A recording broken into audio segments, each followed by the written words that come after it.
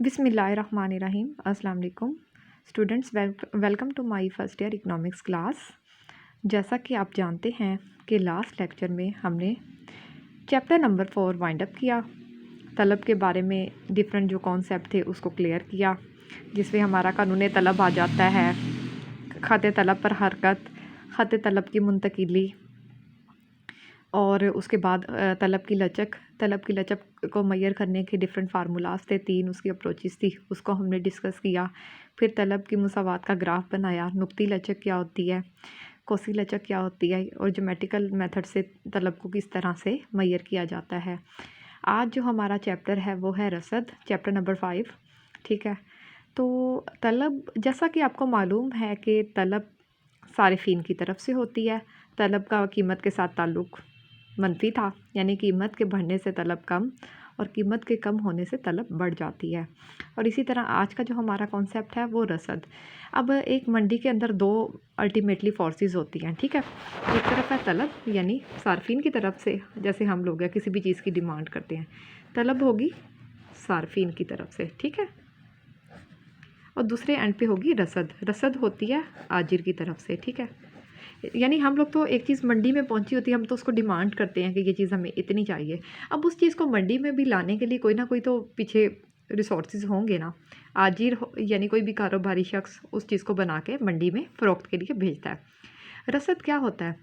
रसद होती है किसी भी चीज़ की वो मिकदार जो एक ख़ास अरसा में ख़ास कीमत पर मंडी में फ़रोख्त के लिए लाई जाती है। ठीक है, और रसद आजिर की तरफ से होती है और इसका भी कीमत पे बहुत गहरा इन्हिसार होता है कि अगर आप आजिर हैं या मैं आजिर हूँ, किसी भी ख़ास चीज़ को मैं पैदा कर रही हूँ, अगर मेरी चीज़ की कीमत मुझे ज़्यादा मिलेगी तो मैं अपनी चीज़ की रसद या वो मिकदार जो मैं फ़रोख्त करना चाह रही हूँगी मंडी में ज़्यादा भिजवाऊँगी। ठीक है, इसी तरह जब कीमत बढ़ती है तो रसद भी बढ़ जाती है। ठीक है, मिकदार रसद हमेशा कीमत की वजह से तब्दीली जब तलब में आए या रसद में, तो मिकदार तलब या मिकदार रसद इस्तेमाल करते हैं। अगर ये तब्दीली कीमत के अलावा दीगर अवामिल की वजह से आए, फिर हम सिर्फ रसद का लफ्ज़ या सिर्फ तलब का लफ्ज़ यूज़ करते हैं। ठीक है, कीमत के कम होने से मिकदार रसद क्या हो जाएगी? कम हो जाएगी। ठीक है, तो ये हमारा पॉजिटिव लिंक। ठीक है, अब यहाँ पे मैं थोड़ी सी रसद की डेफिनेशन बताने जा रही हूँ। रसद किसी शय की वो मिकदार जो ख़ास अरसा में ख़ास कीमत पर मंडी में फ़रोख्त के लिए लाई जाती है। ठीक है, ठीक है, कोई भी मिकदार है, ख़ास अरसा, टाइम पीरियड। ठीक है, ख़ास कीमत, कोई एक प्राइस होगी जिस पे आजिर रज़ामंद होता है अपनी चीज़ को मंडी में लाने के लिए। ठीक है, अब यहाँ पे कुछ और कॉन्सेप्ट हैं, उसको मैं क्लियर करती जाऊँ। टर्म्स आती है ज़ख़ीरा और रसद। अब इन दोनों में क्या फ़र्क है? ठीक है, ज़ख़ीरा से मुराद कोई भी चीज़ है जिसकी मिकदार आप गोदामों में रखते हो। ठीक है, वो फ़रोख्त के लिए अभी मंडी में पेश ना की जाए, गोदामों में, स्टोर्स में या कहीं ना कहीं वो महफूज फॉर्म में पड़ी होगी। जबकि रसद से मुराद किसी भी चीज़ की वो मिकदार है जो फ़रोख्त के लिए मंडी में पेश की जाए। ज़ख़ीरा गोदामों में और रसद फ़रोख्त के लिए मंडी में पेश की जाती है।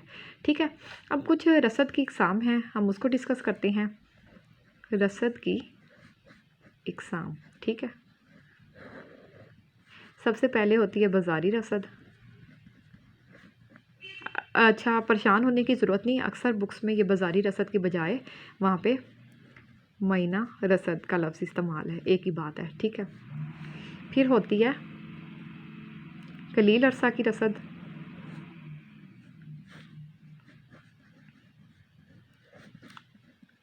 और थर्ड वन तवील अरसा की रसद। अच्छा, ये सबसे पहले मैं आपको बताती चलूँ कि बाज़ारी रसद क्या होती है, जिसको हम महीना रसद भी कहते हैं। इससे मुराद वो अशिया जो जल्द गल सड़ जाती हो या ज़ाया हो जाती हो, उनकी रसद को हम कहते हैं महीना रसद, क्योंकि उनकी कीमत के बढ़ने या उनकी कीमत के कम होने पे रसद पे कोई फ़र्क नहीं पड़ता। ये होती है बिल्कुल शॉर्ट पीरियड के लिए, यानी ऐसी चीज़ें जो 24 आवर्स भी आपकी ना निकाल पाएँ, जैसे दूध, अंडे, दही, पनीर वगैरह। यानी ये वो सारी अशिया हैं जिनकी जो कि बहुत जल्दी ख़राब होने वाली होती हैं, ठीक है। तो इन अशिया की जो रसद होती है वो फ़िक्स होती है, कीमत बढ़े या कीमत कम हो, रसद क्या रहती है, एक जैसी। क्योंकि ये जल्द ख़राब हो जाती है, इसका स्टॉक तो किया नहीं जा सकता, इसलिए जो मिकदार आएगी वही मंडी में फ़रोख्त के लिए पेश की होगी, चाहे कीमत कम हो या ज़्यादा। फिर दूसरी है कलील अरसा की रसद। कलील अरसे की रसद से ये मुराद है कि आप रसद को सिर्फ़ उस हद तक बढ़ा सकते हो अगर आपकी कोई ना कोई जो मिकदार है वो गोदामों में पड़ी हुई है, आप उसको फ़रोख्त के लिए मंडी में ले आओ। या अगर एक फैक्ट्री है, लेट्स सपोज़, वहाँ पे कोई चीज़ पैदा हो रही है, सिर्फ़ इस हद तक आप चीज़ ज़्यादा बढ़ा सकते हो जितनी आपके स्टॉक में चीज़ हो, या डबल शिफ्ट लगा के। इससे ज़्यादा आप पैदावार को नहीं बढ़ा सकते, ठीक है। क्योंकि आपके कलील अरसे से मुराद है उसमें इतना टाइम नहीं है कि आप कोई नया प्लांट इस्टेब्लिश कर पाओ, ठीक है। सिर्फ उसी प्लांट के अंदर रहते हुए जो भी उसकी कैपेसिटी है उसको अच्छे तरीके से इस्तेमाल करके आप जितनी भी किसी चीज़ की रसद को बढ़ा सको। और तवील अरसे की रसद, तवील अरसा जैसा कि नाम से ज़ाहिर है, इससे मुराद एक लंबा टाइम पीरियड है। इस टाइम पीरियड में आपके पास ये एज होता है कि आप किसी भी चीज़ की रसद को बढ़ाने के लिए नया प्लांट इस्टेब्लिश कर सकते हो, ठीक है। क्योंकि एक लंबा टाइम है तो आप इसमें एक न्यू इस्टेब्लिशमेंट करके जितनी तलब बढ़े उतनी ही रसद भी बढ़ा सकते हो। जबकि कलील अरसा में आप रसद बढ़ा सकते हो लेकिन एक ख़ास हद तक, क्योंकि उसमें आपकी या तो आप ओवर टाइम या डबल शिफ्ट लगा के ही आप बस जितना पैदावार में इजाफ़ा कर सकते हैं उससे ज़्यादा आप इजाफ़ा नहीं कर पाएंगे। और बाज़ारी रसद में फ़िक्स होगी, ठीक है, चेंज नहीं होगी रसद। इसमें होगी कि जितनी तलब बढ़े लेकिन रसद किसी ना किसी हद तक बढ़ाई जा सकती है, क्योंकि टाइम पीरियड कम है। नया प्लांट लगा के तो नहीं, लेकिन उसी प्लांट को ओवर टाइम देके आप जितना भी पैदावार को बढ़ा सके उस हद तक। और तवील अरसा में चूँकि आपके पास ज़्यादा टाइम होगा, आप अपनी रसद को जितना चाहे बढ़ा सकते हैं, न्यू प्लांट लगा सकते हैं, ठीक है। तो ये हमारे रसद की इकसाम के कुछ कॉन्सेप्ट हो गए। अब हम चलते हैं अपने कानून रसद की तरफ, जो हमारा आज का मेजर टॉपिक है। क्या है? कानून रसद। जिस तरह कानून तलब था, सेम डेफिनेशन वो है। फ़र्क सिर्फ इतना है कि जब कानून तलब आप पढ़ रहे थे, कीमत के बढ़ने से तलब कम होती थी और कीमत के कम होने से तलब बढ़ जाती थी। लेकिन इसमें कीमत और जो मिकदार रसद है दोनों एक ही सिमत में चलती हैं। अब वही डेफिनेशन अगर कोई भी जब कानून बनेगा, हमें पता है कि मफरूज़ात का सहारा लिए बगैर हम किसी भी कानून को डिफ़ाइन नहीं कर सकते। कानून रसद, अब इसको मैं डिफ़ाइन करती जाऊँ। अगर दीगर हालात बदस्तूर रहें, दीगर हालात क्या हैं वही मफरूज़ात में आपको क्लियर करूँगी कि कौन कौन सी चीज़ अगर ना बदले तो कीमत में इजाफे से रसद बढ़ जाएगी, कीमत में कमी से रसद कम हो जाएगी, ठीक है। अब इसकी मैं इंग्लिश थोड़ी सी डेफिनेशन करती जाऊँ, ठीक है। ये आपकी टाइप्स ऑफ सप्लाई, ठीक है। ये fixed supply, supply in short run and supply in the long run. और कानून रसद, लॉ ऑफ सप्लाई, ओके। अब इसकी डेफिनेशन वही होगी, if other factor remaining constant, quantity supplied of a good increases due to increase in price and quantity supplied will be decrease if price will decrease, ठीक है। तो ये हमें यही लिंक है जो कि आपको ऊपर मैं पहले भी डिफ़ाइन कर चुकी हूँ। अब हम इस कानून को डिफ़ाइन करेंगे as usual with the help of schedule and diagram, ठीक है, गोशवारा और डायग्राम। तो बनाती हूँ, सबसे पहले आपको स्केजुअल देती हूँ। यहाँ पे ले किसी भी चीज़ की कीमत, ठीक है, कोई भी चीज़ ले लें कीमत, और यहाँ पे क्या होगी, रसद। अब कीमत क्या हो रही है, बढ़ रही है 5, कोई भी फिगर ले सकते हैं, इसमें कोई पाबंदी नहीं है। 10, 15, 20 एंड 25। अब रसद क्या होगी, कीमत के बढ़ने से रसद भी बढ़ती जाएगी। 10, 20, 30, 40 और 50, ओके। अब हम इसी का डायग्राम बनाते हैं।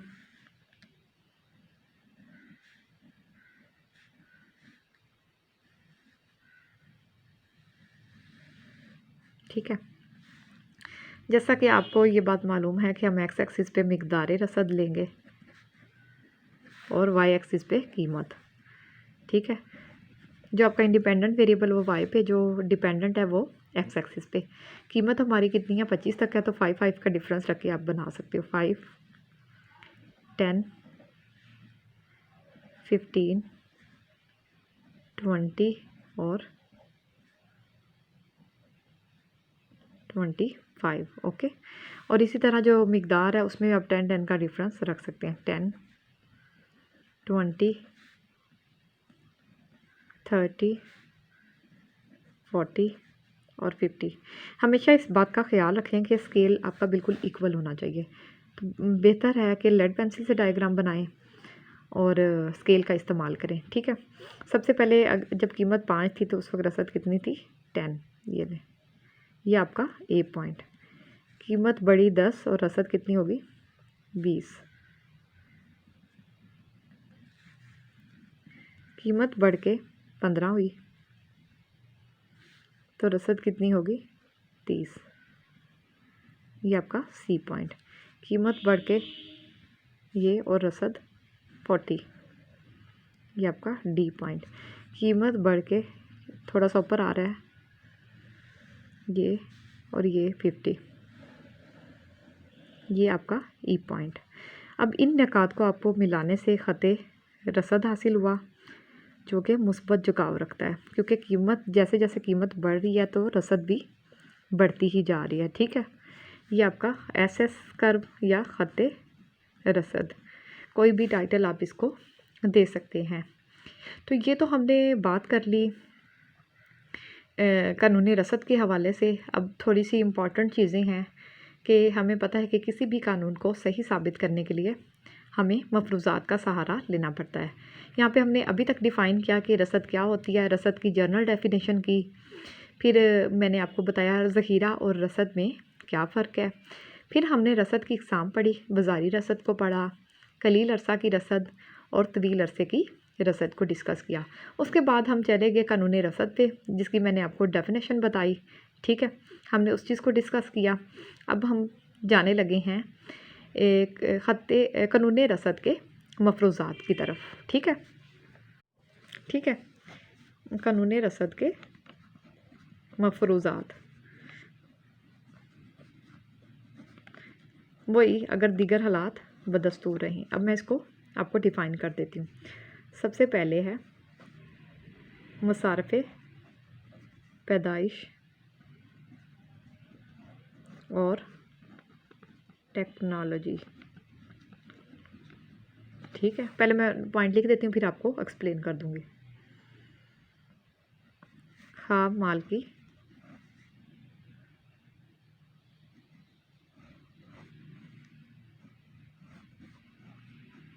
लागत। थर्ड नंबर पे है अशिया की गैर यकीनी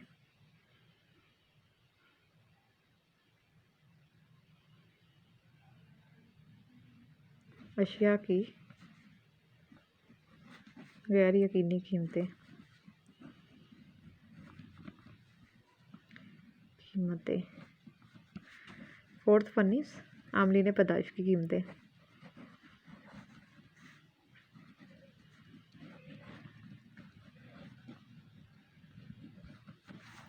एंड फिफ्थ वन इज़ हुकूमती पाबंदियाँ, ओके।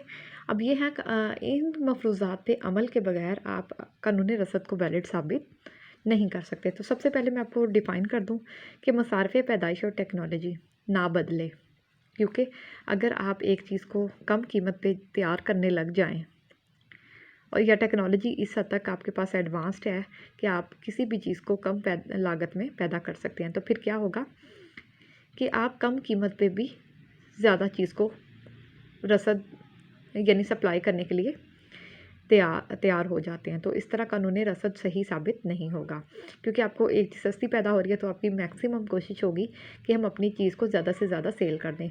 फिर आप इस चीज़ को नहीं देखते कि कीमतें कम हो रही हैं या बढ़ रही हैं। तो ठीक है कि हमने ये सपोज़ कर लिया कि इस पूरे कानून के अंदर आपकी मसारफ़े पैदाइश और टेक्नोलॉजी चेंज ना हो। फिर है ख़ाम माल की लागत। अभी ख़ाम माल की लागत का क्या मतलब है? इसका मतलब ये है किसी भी चीज़ को पैदा करने के लिए कोई ना कोई इखराजात लाज़मी आते हैं, ठीक है? ठीक है ना? इखराजात लेट्स सपोज़ आपने कपड़ा बनाना, उसकी रुई, धागा, व्हाटएवर जो भी मटेरियल चाहते हैं उसकी कीमतें भी ना बदलें, क्योंकि अगर ये ख़ाम माल आपको सस्ता अवेलेबल होना शुरू हो गया तो कीमत के कम होने के बावजूद भी रसद बढ़ जाएगी, तो भी कानून आपका गलत हो जाएगा। फिर अशिया की गैर यकीनी कीमतें, बाज़ औक़ात कीमतों हमें नहीं इतना अंदाज़ा होता, हमने चीज़ भेज दी है मंडी में कोई भी कीमत पे, लेकिन कीमतें अचानक से गिर जाती हैं, यानी आपकी जो गैर यकीनियत है, जो इनपरफेक्ट नॉलेज है, उसकी वजह से भी ये प्रॉब्लम पैदा होती हैं। फिर है आमलीन पैदाइश की कीमतें। आमलीन पैदाइश वो होते हैं जो कोई भी किसी भी चीज़ को पैदा करने के लिए जो भी आप आमलीन इस्तेमाल करते हैं। जैसा कि हमने फर्स्ट चैप्टर में डिस्कस किया था कि बेसिकली 4 आमलीन पैदाइश होते हैं: ज़मीन, मेहनत, सरमाया और तंज़ीम। और हमने ये बात भी डिस्कस की थी कि डिफरेंट चीज़ों को पैदा करने के लिए जो आमलीन पैदाइश होते हैं वो डिफरेंट रेशो में होते हैं। कोई ज़मीन और मेहनत से किसी चीज़ को पैदा किया जाता है, किसी से ज़मीन और सरमाए को, जिसको किसी को मेहनत और सरमाए से पैदा किया जाएगा, यानी डिफरेंट आपको आमलीन पैदाइश डिफरेंट रेशो में इस्तेमाल करने पड़ते हैं। जब आमलीन पैदाइश भी आपको मेहनत सस्ती मिल रही है या आपकी कोई भी चीज़ की कीमत कम हो गई है, तो भी कानून रसद आपका सही साबित नहीं होगा। अगर हुकूमत ने आपके ऊपर कोई रिस्ट्रिक्शंस लगा दी हैं, पाबंदियाँ लगा दी हैं कि ये चीज़ यानी कोई रुकावट पैदा कर रही है, तो तब आप कोई ऐसी हालात हो गए आप कम कीमत पे भी रसद को बढ़ा सकते हैं। ओके, अब कुछ ऐसी जैसे कानून तलब के हवाले से हमने डिस्कस किया था कि उसके कुछ एक्सेप्शनल केसेस थे, ऐसी अशिया थी जिन पे कानून तलब लागू हो ही नहीं सकता था। और इसी तरह कानून रसद की भी कुछ मुस्तशनियात हैं, हम उसको डिस्कस कर लेते हैं। ठीक है, सबसे पहले हम यहाँ पे लिखेंगे मुस्तशनियात में ख़तरात और सियासी अदमो इस्तेहकाम। ठीक है, नंबर 2 फौरी नकल मकानी। नंबर 3 मौसमी हालात, यानी ये वो फैक्टर्स हैं जिन पे आपका कानून रसद लागू नहीं होगा। अगर अनसर्टेनिटी है, मुल्क की हालात बहुत ज़्यादा ख़राब है, जैसे अब कोरोना या ऐसी सिचुएशन एग्जिस्ट कर रही है, तो फिर कम कीमत पे भी जो आजिर होता है उसकी ये कोशिश होती है कि वो अपनी ज़्यादा से ज़्यादा मिकदार को फ़रोख्त कर पाए। अगर आपके हुकूमत में वैसे ही कोई सियासी अदम इस्तेहकाम है, तब भी कानून रसद लागू नहीं होगा। फिर दूसरा पॉइंट है फ़ौरी नकल मकानी। अगर आजिर इस चीज़ पे इंटरेस्टेड है कि उसने फ़ौरन एक जगह से दूसरी जगह मूव करना है या अपना सेटअप एक जगह से दूसरी जगह पे एडजस्ट करना है, जो भी उसका स्टॉक होगा वो उसको कम कीमत पर भी बेचने के लिए तैयार हो जाएगा। ठीक है, क्योंकि वो उस जगह से जल्द से जल्द वाइंड अप करना चाहेगा। फिर मौसमी हालात भी बहुत ज़्यादा मैटर करते हैं, वो भी रसद पर बहुत ज़्यादा असरअंदाज होते हैं। अब मौसमी हालात में मौसम ख़राब हो, आपको उसके अकॉर्डिंगली चीज़ों को एडजस्ट करना पड़ता है। ठीक है, तो ये था हमारा आज का टॉपिक। मैं आज जो कुछ मैंने आपको पढ़ाया है एक दफ़ा मैं उसको समराइज़ करती जाती हूँ। सबसे पहले हमने डिस्कस किया कि रसद क्या होती है, उसका जनरल डेफिनेशन क्या है, फिर उसका कीमत के साथ कैसा ताल्लुक़ है। जिस तरह तलब का कीमत के साथ गहरा ताल्लुक़ था, इसी तरह रसद का भी है। फिर हमने ज़ख़ीरा और रसद में क्या फ़र्क है वो चीज़ डिस्कस की। ठीक है, उसके बाद हमने रसद की इक़साम पढ़ी। बाज़ारी रसद क्या होती है, मुअय्यना रसद जिसको कहते हैं, कलील अरसे की रसद क्या होती है और तवील अरसे की रसद क्या होती है। ठीक है, फिर है कानून रसद पढ़ा। कानून रसद में हमने उसका स्केजुअल और डायग्राम भी बनाया। और फिर हमने देखा था कि ख़त रसद का झुकाव क्या था, मुस्बत था, यानी कीमत के बढ़ने पे रसद बढ़ जाती है और कीमत के कम होने पे रसद कम हो जाती है। जिस तरह कानून तलब में हमने कुछ मफरूज़ात पढ़े थे, बिल्कुल इसी तरह रसद के कानून के भी कुछ मफरूज़ात थे कि मुसारिफ़ पैदाइश और टेक्नोलॉजी ना बदले, ख़ाम माल की कीमत ना बदले, अशिया की जो कीमतों में गैर यकीनियत है वो ना हो, फिर है आमलीन पैदाइश की कीमतों में कोई तब्दीली ना आए और हुकूमत किसी किस्म की रिस्ट्रिक्शंस या पाबंदियाँ ना लगाए। फिर हमने पढ़े थे कुछ ऐसे अवामिल जिन पे कानून रसद का इतलाक़ नहीं होता, कि अगर आपके मुल्क में ख़तरात हैं, जैसे अब कोरोना है या सियासी तौर अदम इस्तेहकाम है, तो अगर अगर एक आजिर फ़ौरी तौर पर एक जगह से दूसरी जगह नकल मकानी करना चाहता है तो भी, और मौसमी हालात अगर साथ नहीं दे रहे तो तब भी इन तमाम अवामिल पे कानूनी रसद का इत्तलाक नहीं होता। इसी के साथ ही मैं आपसे इजाज़त चाहूँगी। अल्लाह हाफ़िज़।